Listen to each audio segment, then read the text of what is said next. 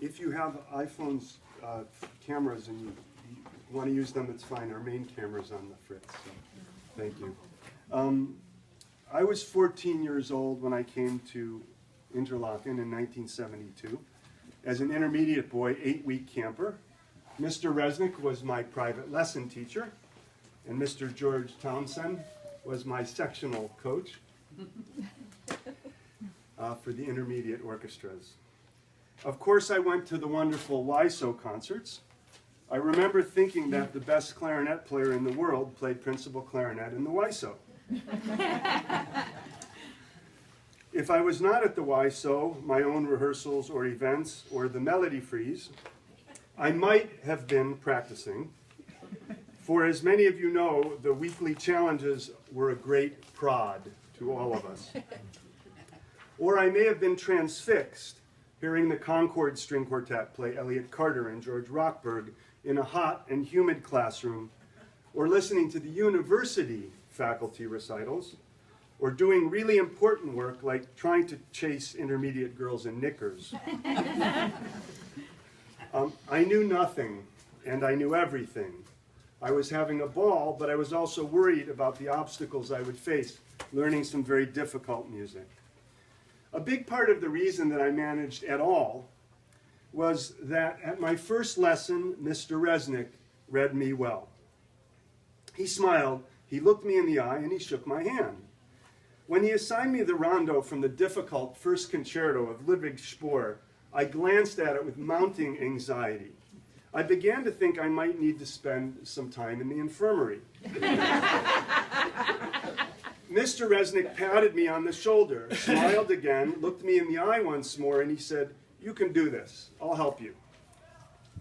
Over the weeks that followed, he proved himself right, and his support and very real encouragement mixed fluidly with his expertise about the way to work on the piece. Ideas about phrasing, fingerings, and more followed, and these notes remain in a part that I used that summer that I own to this day. 4 decades later now, when I hear the Spohr First Concerto, I can't do so without feeling a pat on my back and Mr. Resnick telling me I can do it. Suffice it to say that summer I had a bit more success progressing on my concerto than chasing knickers. Hop in the time machine to 1991 when I started teaching here in the summers and got to work alongside Bob. I could have called him Bob or just Resnick, as many did, and since he had no ego that interfered with his wonderful teaching, I don't think he would have noticed. In any case, in 1972 he was Mr. Resnick, and in 1991 he was Bob, and he was the same. He patted me on the shoulder, he looked me in the eye, and he supported me. I know that he did this for countless other people and countless other times, and it seems not possible to fully imagine the gifts that keep giving because of his legacy. I'm sure many of you have heard of the butterfly effect, which has become a powerful metaphor for the idea that everything affects everything else. I feel in my bones that what Bob Resnick did in his long life is a giant example of this idea. His spirit will ripple onwards in mysterious and wonderful ways for all time. So I say thank you, Mr. Resnick, and thank you, Bob.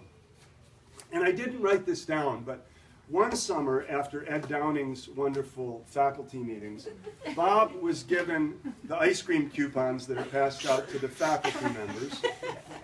And you stand at the door. In those days, it was at the back of the chapel, as many people will recall. And he had the job of passing out the ice cream coupons. And so about a week or two later, we were working on one of the woodwind chamber music things, and I went to his office, which at that time was in the stone basement, and he was looking for a personnel list, and he couldn't find it, and he's looking through the drawers, and I said, well, it's this group, blah, blah, blah, and he started looking through all the drawers, nothing. Finally, he opened the middle one, and when he pulled it open, I could see a big stack of the ice cream coupons. So I said, wow, Bob, that's a lot of ice cream coupons. And he looked at me kind of sheepishly, and he said, you can have a few. So I took a few ice cream coupons, and I and my friends and students enjoyed them as well for the rest of the summer. Thank you.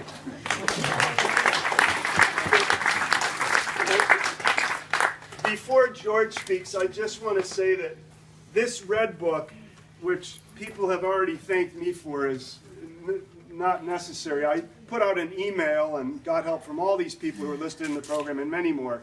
And I've compiled messages from lots and lots of friends of Bob's and the Resnick family in this album. And there's a couple great photos in here. So I'll start by handing this to Yannicka. You certainly should wait to look at it if you want to hear what anyone has to say.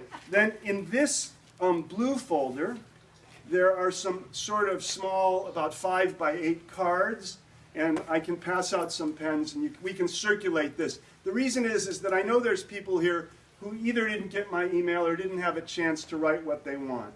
So please take one of these cards and write this way, like letter orientation, anything you'd like to write if you care to do so.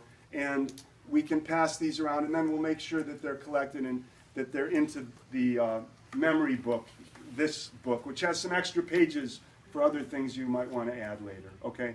So we'll circulate that. And now, my former sectional leader and one-time teacher, George Townsend. Once upon a time, while hungry campers happily flooded the sunlit cafeteria in the Stone Student Center, a busy world several steps below was in motion. For this was the realm of underlocking, so named by my dear friend and colleague, Bob Resnick. Bob was the supreme master, exalted ruler, and grand poobah of the subterranean world, known to outsiders as the Woodwind Ensemble Program of the summer camp at Interlochen. With a quick mind and a twinkle in his eye, Bob was undoubtedly the funniest guy I have ever known. While Bob preferred playing third clarinet in the faculty staff Sousa band, he was the undisputed first chair of the Yoidy Society. For those of you who do not know, Yoidy is an acronym for You Owe It to Yourself, a gathering of eminent faculty, including Dude Stevenson, Clyde Roller, John Sargent, Bob, and others, who had enjoyed their time away from teaching. I know that Bob was the first chair because I actually saw the actually engraved chair on his porch at Emerald Beach. He was my tennis buddy and a virtuoso of the Sunday brunch. Bob and I enjoyed tennis, or what passed for tennis, Sunday mornings throughout the summer. Mostly we played against the women. Don't ask who usually won. The girls included people such as Beth Gilbert, Lois Kowalski, and Alcestis Perry, and others. Bob was very proud of his $15 tennis racket. If he had a bad shot, he would shrug and say, well, it's only a $15 racket. If he had a good shot, he would beam and say, hey, it's only a $15 racket. His favorite shot was the famous sun ball, a high lob used mainly when the sun was in the girl's eye. I think Bob learned this from the kamikaze pilots in Japan in World War II. But tennis was not Bob's main sport. His main athletic event was the Sunday brunch, and he was a true master. Legend has it that a restaurant owner, fearing bankruptcy and financial ruin, once accosted Bob and told him, that's all you can eat. To which Bob replied, but this is an all-you-can-eat brunch. To which the owner responded, I'm telling you, that's all you can eat. One of those legends is probably not true. Bob was a wonderful man. I will always cherish his memory. As the song goes, to knowing most to loving. Rest in peace, dear friend.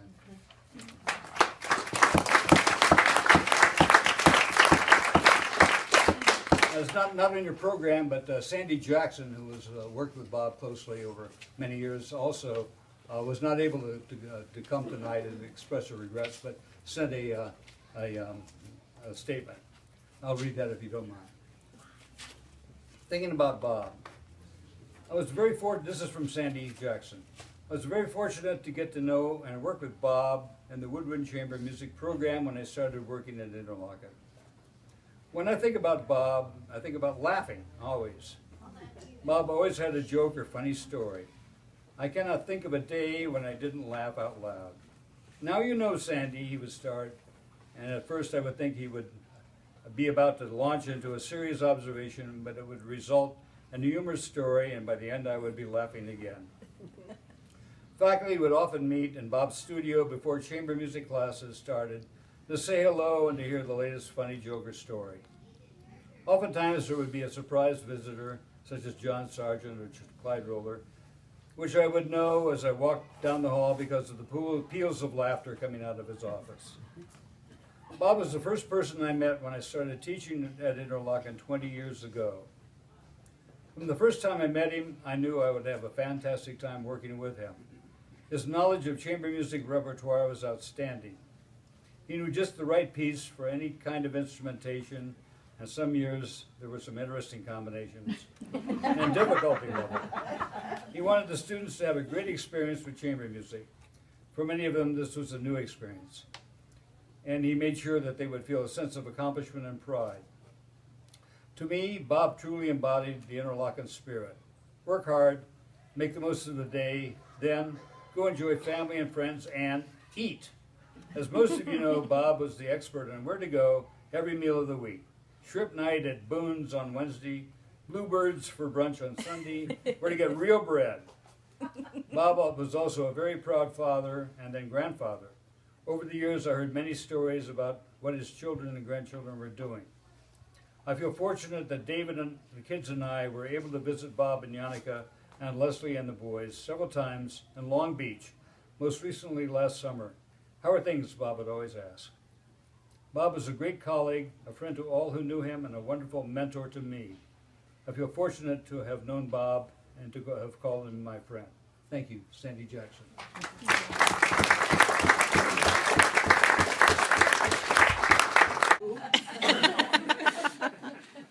And so he earned some more money, and those guys was funny. They started very early in the morning, and then they went on break, and then they were gossiping about their boss, not knowing that that was Bob's brother. So okay,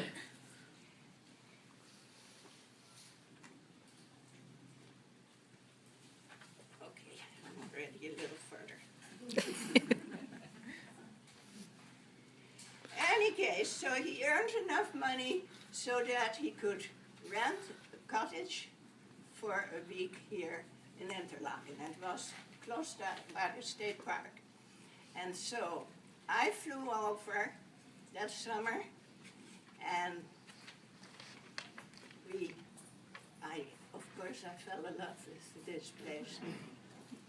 And so then the next year, or at Thanksgiving, we already were married. So then the next summer, I worked in a photo shop here. And then every summer we lived from summer to summer. And you know why? Because we are all the people that you like the best. And you just live in a village. It's not the same. We are the same kind of people. That's it.